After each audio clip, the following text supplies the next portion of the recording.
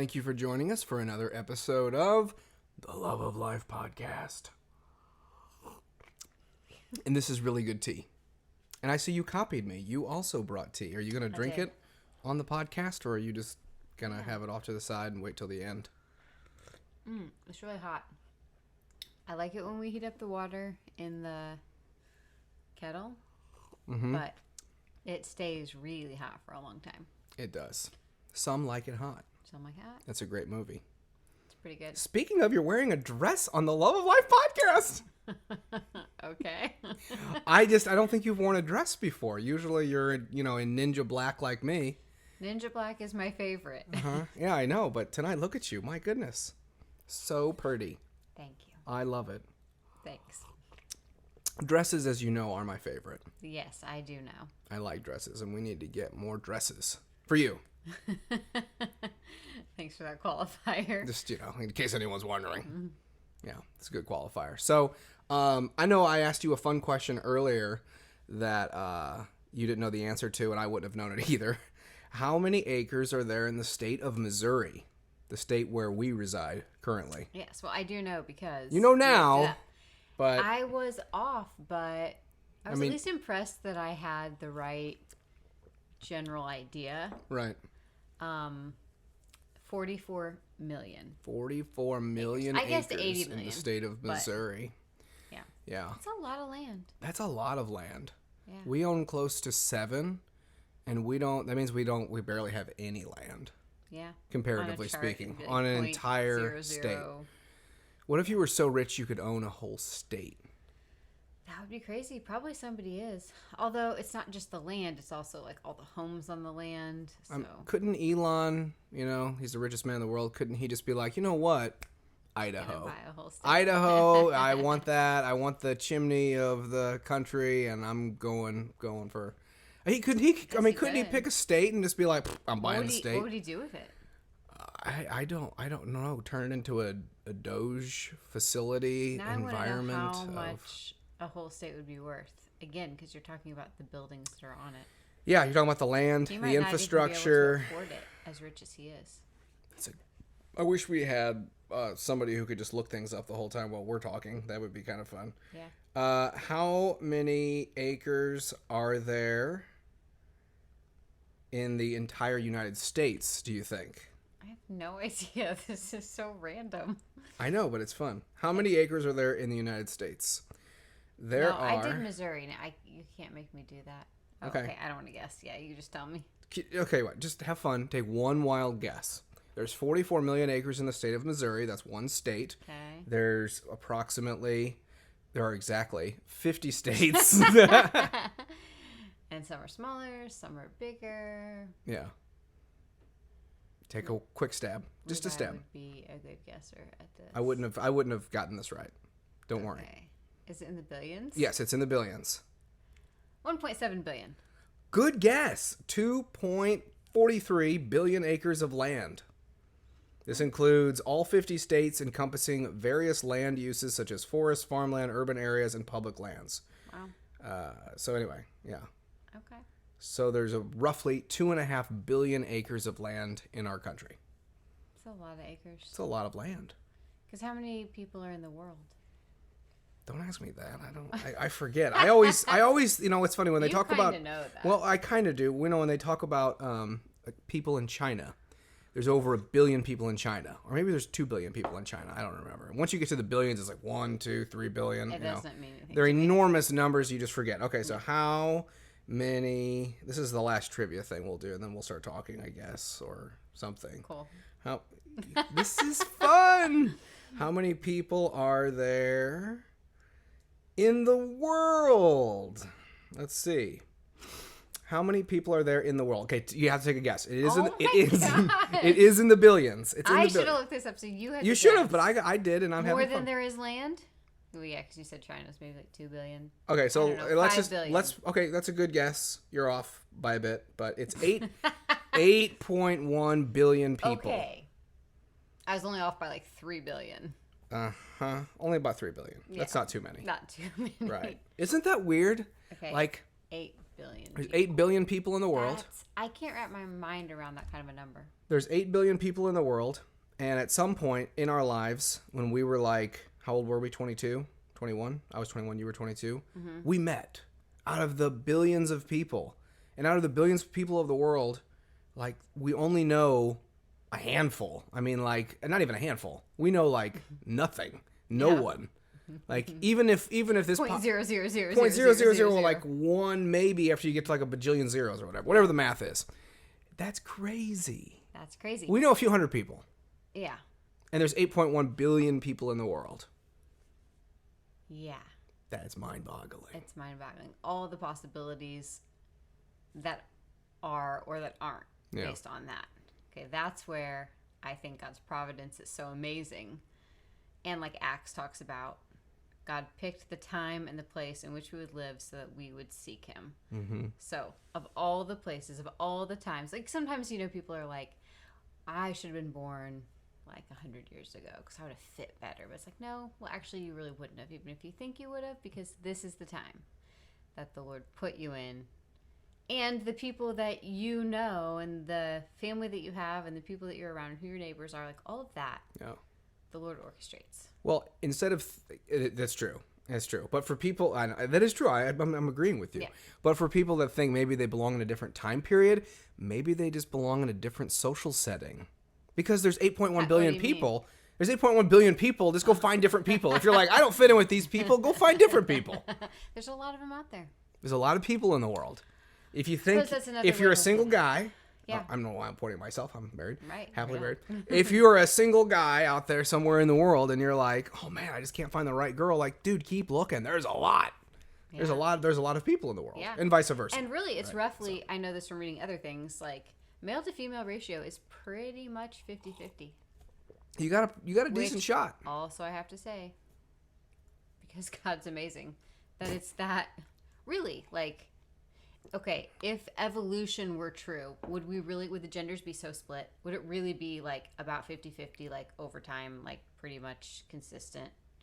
You have about as many males born as females. Like, okay. That seems like... I'm trying to think if that contradicts evolution so much. How do you think it... Let me ask you this. How do you... Because sometimes I'm slow. You know this. Yeah. Why do you think it contradicts evolution? Why would that number be so even from an evolutionary standpoint? Everything's random. Nothing is pre-thought or predetermined by a knowing and creative and providential God. It's just, it happens. Mm-hmm. So why not have males who are physically stronger? Survival of the fittest? The women, right. Or... Probably because we don't. I guess don't. you could say procreation, but because we don't get to really pick our. If man could pick the gender, perhaps man would be like, we're gonna have more dudes than women. At least in certain periods of history, they would have done that for sure. I don't know about now, but they would have done that in various periods of history. True. Yeah. So the fact that we don't get to choose it, though, it's basically part of biology and. Sperm to egg and all of the whole stuff that happens in that world. Someone does choose. We're not about to announce we're pregnant with baby number 7. Don't worry. We're not. Although Mariah told me tonight, our daughter told me tonight, I want you to have one more. Should we have one? It was like random in the middle of like all sorts of other sentences. I feel like every time I want one more baby. I feel like every time we have a kid, an older kid, they always tell us they just want one more, and it just continues to trickle down. Each kid's like, we just want one more, just one more. And if there's one more, he or she will be born in the time and place that they were meant to be born. I know, but we'll also need a new van because we won't fit. It's true. So we'll have to update and do all that, which might be worth it. It might be, van child, I guess we could do kid. I guess that's all right. Anyway, that's no plan. Yeah. Just saying. I didn't actually get to say, I'm drinking turmeric. I'm mispronouncing this. Turmeric? And ginger. And are you drinking the same tea? I'm drinking peppermint. I actually haven't tried that one yet. Try it. I don't. Do it on the Love of Life podcast. I don't want to right now. It's so good. I gotta be in the mood. I know you keep saying that. It's very good. There's tons of health properties in this stuff right here. This will de-ageify you with just a couple of sips. There you go. I already look like I'm about 15, as you can see. Yeah, you do. Oh my gosh, you're too young for me. Oh my goodness. It's crazy, I know. Yeah. So something we've been talking about lately, which is very cool, is some of the stuff that we're seeing Joe Rogan start to say in regards to like very Christian thinking. That in one sense like has nothing to do with us, obviously, because we don't know him. We'll probably never meet him, but at the same time, don't say never. We might meet him someday. There you go. He might be our best buddy. 8.1 billion people. We might meet Joe Rogan someday. Might. He is somebody who is a thought leader, really, in our time. Lots of people are. I mean, he interviews everybody. He talks to everybody. Yeah. And everybody. We've just said there's 8 billion people. Okay. He talks to lots of. He talks to other people. He's got influence. He's got influence because also, well, I mean, multiple reasons, but the people that he talks to have a wide swath of influence and a wide berth of influence themselves. He talks to the biggest rockers in the world, or if he wants to. He talks to the biggest comedians, whoever he wants to, because he's got the biggest platform in the world. So his sphere of influence is mighty. It's great. Yeah. And so that's cool. That's really great. But as you were saying, he went from kind of like years ago when I would listen to him. He's a bit of an agnostic about things. And then he's been interviewing interesting, cool people like Wesley Huff and others who are I've never heard of, actually, Bible-believing Christians who are sort of, I think, peaking. I don't know if it's just the people he's interviewing. Maybe there's people outside of who he talks to. Obviously, there's probably plenty of people who we don't know about who he talks to. But I think there's real Christians who he's asking questions to, and he's getting answers that have piqued his curiosity. Because he's a very curious guy. And that's one of the things that we really like about him specifically, is that even though there's multiple things as Christians, we're like, no, that's not the way God made the world. He made it a certain way, and he didn't make it that way. But there's a lot of interesting things that he talks about that we're like, oh, like it's very cool what he questions and how he approaches life from his vantage point. Yeah. And to have a conversation and an intelligent, open conversation with people that are Christians, non-Christians, just whoever, he can carry himself very well in that environment. Yeah, I feel like it's a rare person who can be so curious and kind of open-minded, like just enough to be like, oh, you think that? Oh, you believe that? Like, he's kind of okay with hearing other people's point of view. Doesn't get like super defensive. Yeah. Which is just interesting. But then specifically some of the things he's been saying as of late, like I think he's intrigued maybe, by... Well, he's obviously... There's something about the truth claims of Christianity that he can't dismiss. Yeah. That because it is true, and there's historical facts that corroborate specifically the stories in the Gospels and really like all of the Bible. Yeah. So I think what we're referring to lately is that one clip that's been going around where he's talking about how the evolution wants you to believe in one faith act. One miracle. One miracle, and that is the Big Bang. And just like, boom, out of nothing, we have all of this that we see today, which has always been a ridiculous argument. It's never worked. It's never, I don't know what they're teaching in schools and stuff today, although I think that is what they teach. But it's like, that's ridiculous. It's a ridiculous thought to think that we have and then, all of what we see, love, hate, math, music, all of this came from no originator at all, no designer, no thought person, no master behind it all, behind the universe at all. There's nothing. Out of nothing came everything. Yeah, and then Joe Rogan says that he'd rather stick with the claim that Jesus rose from the dead. Yeah. Which is a big claim for a guy who really, I don't think, claims Jesus rose from the dead at this very moment. Right. And in relation to that, in conjunction to that, Wesley Huff, who he interviewed, who is an apologist, Canadian apologist, he has been in talks with Joe after the show was over. They've been in communication, and apparently Joe is attending church regularly. What church that is, or whatever, we don't know. No, it would be so cool if he came to know the Lord. That'd be amazing if he got saved. Yeah, that'd be really great. That'd be really great. I joked. I'm like, Joe Rogan got saved. I don't care what flavor within denominations he even goes to. Yeah, he could be Pentecostal, And I'd be like, all right, Joe, that's great. Welcome to the faith, man. Maybe one day you'll mature and you'll head on. Anyway. Yeah, no, it's just really interesting. And it's interesting, I think, just conversion in general and how it happens. Like, you can't, in one sense, it's like, wow, it seems like there's stuff happening and like he's close, but like you really can't be close to being alive. Like, we are all dead in our sins and our trespasses. God makes us alive. Only the Lord can do that, can open our eyes to the truth of the gospel. So there's really no being close. Like, if you're dead, you're not close to being alive. That's right. But yet, we can also see, like, it seems like the Lord is working on him. Yeah.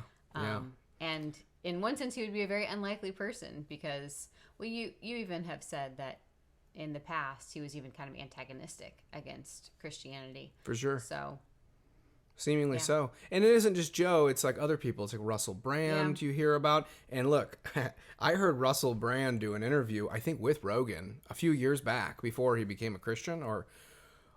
And wow, I mean, I turned it off. And, you know, language, things like that, I'll listen to it. If somebody's saying certain words or whatever, I'll be like, oh, okay, I'll just kind of get past that. Especially if what they're talking about is interesting and worth kind of slogging through someone's podcast or even movie.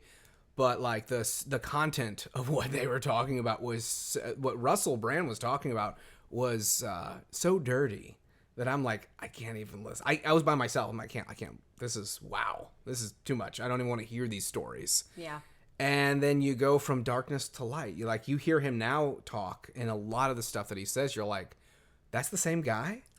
Crazy. Something's happened to this dude. Cool. Like this, something he's really encountered something real, and most likely it's I give him the we don't. Here's the thing: when it comes to people getting saved and all that, we take people at their word. Sure. So people come to the Lord and they really are saying, "Hey, I repent of sin," and they get baptized and stuff. We're like, "Welcome to the faith." Yeah. Right. There's no restriction or anything like that. No matter how dark or whatever somebody came from, we go, hey, welcome to the faith. Like, that's great. That's wonderful. Absolutely. But there's also that element too of, I know we've never met him before. We don't know him. We don't know, is he in church? Is he really around? But the fruit of his lips, like the content of what he was talking about and now what he talks about is starkly different. Like, and he claims that it's the Lord in his life. Like, yeah, I don't know that there's any other thing that makes somebody so starkly, like, you can see death to life. Yeah. They go from speaking of death, talking of things that are just condemnable, and then to go to speak of things of life. And then they can go back, which he does a lot. Russell Brand does this a lot, where he'll look back at his life, just, and you go, oh, that was darkness. Like, he's already seen that is what that's what his life was. So he's even testifying, I was living in darkness. Now I see the light of Christ. Now I understand the gospel. And so you can see there's a marked shift in his life, which is just great. We hear Tucker Carlson talking about, I'm reading the Bible, and I didn't do that at all growing up. And, he's one of the more prominent. I know some people are like, he's not a journalist. I'm like, okay, whatever. He's a commentator. He's got a podcaster. He's a news guy, and he's a journalist. So, but here's another guy that for years and years grew up and, for all practical purposes, really wasn't a claiming real Christian. Mm-hmm. And yet now he's going through the Bible. He's talking about these things. Like, it's interesting that the gospel is going to various places where you otherwise wouldn't think. Like, why would these people who are so well off in life, who seemingly have no need for the gospel, how is it that they're all of a sudden going, wait a minute, the world seems to not be what we thought it was before, and that is because, as we contend and as we know, God made the world a certain way and we all live in it. And when he is revealing himself to certain people, no matter how famous or not famous that they are, there really is a shift of consciousness and an awareness that it seemingly has having on culture and on certain people within our culture. Who would be some of the coolest people to get to see converted? Who would be the coolest people? That sounds like such a teenage question to ask. I love it. Answer it. I mean, I think Joe Rogan would be really exciting to see. But outside of that. Okay, so like, I mean, anyone at all that has any position of power or leadership would be wonderful. And you see that around, the time of right after Christ, and you see certain leaders, certain people coming to faith in their lives, and it changing kingdoms, and it changing dynasties. It changes. Oh shoot, his name was on my. The guy that was forcing people to be baptized. Yes. Yeah. I can't think of his name. Charlemagne, right? Charlemagne. No. Charlemagne. Was it him? Or was he a bad guy? I'll know it as soon as we're done with the podcast. Sure. As soon as we're done. But there's certain people you might think of it. Yeah, I might think of it. It might come. Jamie, help me out over here. We don't have Jamie. No. Okay. Yeah. But anyway, that would be cool. So, you name it. Donald Trump. And I know some people think that he knows Jesus and stuff, and we don't have to go into that because it was like, oh my gosh, you mentioned Donald Trump. I have heard him say. But I have heard him personally say, I'm not Christian. So we've heard him say that, and then we've also heard him say things that are very, very pro-Christian in general. He does. So it's kind of like, great, that's wonderful. God, right. Right. But also, if somebody says they're not a Christian, then how are you going to be like, they're a Christian? Right. Because I heard him say he's not a Christian. We've heard him say that it was pretty recent. Yeah. And I think people, especially a lot of well-meaning, wonderful, wonderful Christians, I think they so want him to be. And he says a lot of good things, but it's like, does he know the Lord? Has he had a true revelation of Jesus Christ? Does he have an understanding of the gospel at all? Ultimately, the Lord knows those who are his. So right. I'm not ultimately saying he does or doesn't, but it would be cool to see leaders, be it our leader, be it China, like their leader to come to faith in Christ. Like, because then there's a trickle down effect that happens when a leader, when an administration comes and they change the course of things from a dark agenda to, even if they're not a Christian, even if there's just sort of Christian-like veins within their administration, you can see a trickle-down effect happening. So, yeah. Okay, so like when Chuck Colson got saved. I need to read his book. I haven't. Mm-hmm. But what were do you remember any of like the effects of that? Because he was a bad guy. He was like, I think he called himself, I think the word henchman, I think is the right word, but he basically was Richard Nixon's henchman, his guy who did dirty deeds under the That's table. Never been done before in politics. Never been. That is politics at this point. But whatever. Yeah. So he went from a really dark character to going to prison and then coming to faith in Christ, and then starting a prison ministry shortly thereafter, and his life completely changed. So cool. Yeah, those big darkness to light stories are very interesting. But what's even better than darkness to light, really? Now, ultimately, saved is saved. Sure. But it really is better to know Jesus, raise your kids to know Jesus, have covenant-minded faithfulness within your home. Mm-hmm. And not have that sort of, I was 20, I was 30, I was 50 years old, and I led a life of sin, debauchery, or just all this stuff, and a life of regret, and then came to faith. Either way, salvation is of the Lord, and the Lord's responsible really ultimately for that all anyway. But it is better when someone is raised Christian. It's a gift, yeah. Well, from the Lord, but definitely to not have any days where you don't remember knowing you get to know what way is up from the get-go. You know, there's so much that we can know because the Lord has told us in his word. But if you're not a believer, then you don't know those things. So you spend how many years trying to figure out, all those things that we can know that God created the world. We can know lots of the ways that he made it. We can know that he's our Father and that we can go to him. That certain things are sin and how to live, and that's so great. Yeah. From an early age to know that, to know his love, and to not have to live in a way that's contrary to it. Yeah. Did you want to talk about anything from Unholy Spirits, the book you're reading by Gary North? Have you gotten to anything that has stood out that you're like, oh, wow, yeah, I really want to talk about this? Or no? Not really. Not really yet? Okay. It's interesting.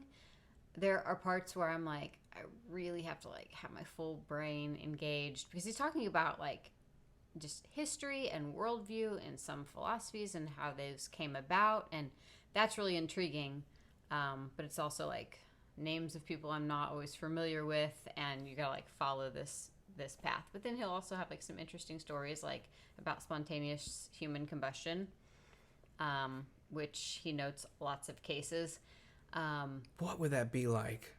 Spontaneous human combustion. So, Yeah, so explain that. Explain what that is. Apparently, and okay, there's more to say about it, but there are documented cases where it's happened. Now, if you try to look it up, what will happen is that we live in a world where a lot of people, especially people with the title of science, are like, nope, anything we can't explain can't really have happened. We don't really acknowledge that there's a spiritual realm and that there are things that can, touch us in our world that are supernatural. So that never happened. There are even like, people that claim at the time that were around, like that's what happened. It was spontaneous human combustion. And then later they're like, well, maybe it wasn't. It's like, okay, so what, or people later come along and say, that wasn't, it was something else. There was like a fire near, surely. But basically, spontaneous human combustion is without any known cause, a person catches on fire and there's like a blue light like coming from their skin. Sometimes their clothes remain unharmed or what they're sitting on remains unharmed, but like in a very short time, like an hour and a half, they burn completely. Sometimes like a foot is left, or sometimes like a part of a head, but like they are a pile of ashes. They're just like completely incinerated. And like sometimes the chair they're sitting on is like still fine. There's like this pile of ashes and like clothes. Yeah, and there's cases that go back to like what, the 1800s, the 70s. I mean, it goes back. Yeah, it's not like anything recent. It's like there's various cases. Yeah, supposedly. Yeah, there was like a lady that was on a boat with her family, and she just like spontaneous human combustion, and her family was fine. I mean, certainly not mentally fine, but like physically they were unharmed. The boat was unharmed. Like. My question is, if it takes an hour and a half to burn up, can you not like douse it out? There's no way to put it out. There's no way to put it out. Because I don't think they feel hot. Yeah. I mean, there's heat emanating, but it's like from the inside. There's like not a way to stop it. Yeah. See, that's like the scariest thing ever. Yeah, it is, but like he doesn't even explain it. I just said that like a valley girl from California, but it is the scariest. Totally. Yeah, exactly. It's the scariest thing it's really imaginable. Kind of frightening. And Can you imagine that? No, I can't imagine watching it. I'm like, what do you do? And okay, that seems like a long time, but like it's really not. So when somebody dies and they burn their body, it takes like 10 hours or something. It takes like way longer. Okay. To like burn up bone and everything, like all the way. Yeah. So that it can happen like. Yeah. An hour and a half. That's really fast. So he doesn't get to what I mean. Like the book's called Unholy Spirits, so I'm assuming like he's saying the book is not about spontaneous human combustion entirely. It's not. But like he's bringing up like it's history and then like some crazy things that have been documented that have happened, and then some history, and then like some crazy things, and then like. So there's lots of it that I'm like, wait, what? Right. What? That's crazy. And then it's back to history. So anyway. Yeah. It's intriguing, but it's not an easy read. It's not a just sit down and read it. It's not nearly as enjoyable as Emma, which I'm also reading, which I find myself preferring to Holy Spirits. Jane Austen. Yeah, it's so delightful. Yeah, you love Jane Austen. I do. You do. You do. Is there anything else on our itinerary that we wanted to go over, or any kind of housekeeping things that we wanted to mention? I don't know. Are there? I don't know. Are there? I don't know about housekeeping, but anything you're reading interesting? Yeah. What am I reading? I'm reading it's not that interesting. I'm reading a John Steinbeck novel, and it's not one of his most interesting books. It's Travels with Charlie. It's him going from the state of Maine to California, and it's like all these various things that he encounters along the way. It's very Steinbeckian in the way, of course, that he like writes his prose. I love the way Steinbeck writes. It's not my favorite so far of his, but yeah, just nice to read how it's nice to read that. I'm also reading Dante's Inferno. I've never gotten around to reading Dante, so I'm going through the 3 books by Dante, the Divine Comedy, and so far I'm not laughing. It's not funny. It's not funny. No, it's all these people in hell. Oh. It's crazy. Sobering. Yeah, it's very much like Is it interesting? Like, yeah, it's really it's actually beautifully written. Okay. Is it like describing how hell is? Yeah, basically, and why people are there in the various circles of hell, and hell is like this funnel essentially that goes down. So there's like is this different. True? There's different. Well, I mean, it's not necessarily straight out of like the book of John or one of the Gospels per se. No, this is it's his like take on. It's an interpretation or an idea of what hell could be like. Okay. And so he's got Virgil, the poet, not your dad. He's got Virgil as a guide, and so he like takes him through hell. And basically, it's like, you know, the first circle is, I can't remember. The second circle is people that essentially were like inflamed with lusts and things of that nature, and then it gets down to another circle that's even lower, like gluttons or something, and then it gets lower. I haven't gotten to that part yet, but it gets lower and lower and lower into the bottom. Dante's view also of suicide was that anyone that commits suicide is basically going to go to hell, which is an interesting debated topic. We don't have to get into that right now. And also unbaptized babies of any kind are also in like the first stage of hell, where it's like the least amount of hell, but it's basically like hell. So it's weird, but it's very well written. It's, you know, it's obviously one of the classics that many people read. And I also did read that C.S. Lewis's The Great Divorce is, which we've read before, and I can kind of see the similarities now, but it's basically like there's a lot of various crossover, because I think Virgil is also leading, if I'm not mistaken, C.S. Lewis's character, and remember, they kind of go for the juxtaposition of heaven and hell on the bus, the bus story. He's got a poet. No, it's not Virgil. I'm sorry. I hope somebody corrects me in the comments, or maybe they don't need to now. But McDonald. It's McDonald. It's George McDonald. Yep. Yeah, don't lie. I didn't mean to lie. It's not on purpose. It's not on purpose. Okay, so are we good? Very good. Do you want to talk some more? Well, the only other thing that, because you've told me that you were reading this, is the biography you were reading. Of Percy Shelley. Percy Shelley. Yeah. And I also think what's interesting is about your take about the author. Like, even when you're writing a historical about somebody, like your worldview seeps in. Yeah. It's like, I guess, just some interesting things about Percy Shelley that you've read. Yeah, Percy Shelley, who one of the things that he wrote was the famous Ozymandias poem, which is an awesome, epic, very short poem. And then he was also the husband of Mary Shelley. Did I get that right? The husband. Think so. There's a few Shelleys. Yeah. And I think it's Percy and Mary. They get married at some point. And then Mary's the one who writes Frankenstein. And Mary Shelley essentially bases the character of Victor Frankenstein, who creates the monster. And there's a lot of similarities between Victor Frankenstein and that of Percy Shelley. Interesting. Which is a really weird crossover and stuff like that. So Percy Shelley was he was like a modern day lost person who really felt like we could kind of all just sing Kumbaya around a campfire, and anyone could have any belief they wanted to, and we could all be good, fine people, and we could rise and pull ourselves up by our bootstraps and be okay with humanity. Sin was not like a thing with Percy Shelley, at least in his worldview. And he also didn't think, he had some weird thoughts about the French Revolution, where it was like, it is man-centric, and based on the basis of human reason permeates in the French Revolution. Percy Shelley didn't really see it that way. Like, he saw it that way, but he lauded man's reason and his ability to do what he needed to do. He believed in a world that was essentially void of a true risen Lord and Savior of Christ. He mentions Christ and he talks about him, but he's just very like just weird about some stuff. So anyway, the person who writes the biography is talking about how Shelley was such an overcomer of humanity, and he was just this remarkable figure of human specimen, and all of these various things. And most of it's just like an excuse to sin.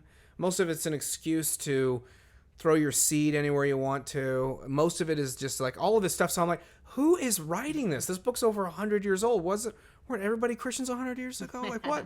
No. But so I did some research on the author, and the author, like, you know, wasn't a good guy. Yeah. He wasn't a good guy. Which is interesting. Like, he's saying, oh, this is so good. Like, you can't even read a biography without, like, somebody else commenting, this is a moral good. It's a virtue that this guy says people can live however they want, which did not make Percy Shelley obviously a very good man. No. Since you could base Frankenstein on him. But yeah, pretty much. The origin, one of the origins of the classic horror genre is essentially lightly based somewhat on Percy Shelley. Very interesting. Yeah, it's very interesting. So if you haven't already, Courtney wants you to subscribe to our channel. If you want to hear more. If you want to hear more. And hopefully we'll be doing some more interviews soon. We're trying to line some up. We had a great talk with Sean Tomlin. Yeah, it was great. Last time. Sean was a really sweet guy. I really enjoyed Sean. So, yep, and we'll be having some more interviews coming up shortly. Yep, thanks. Thank you.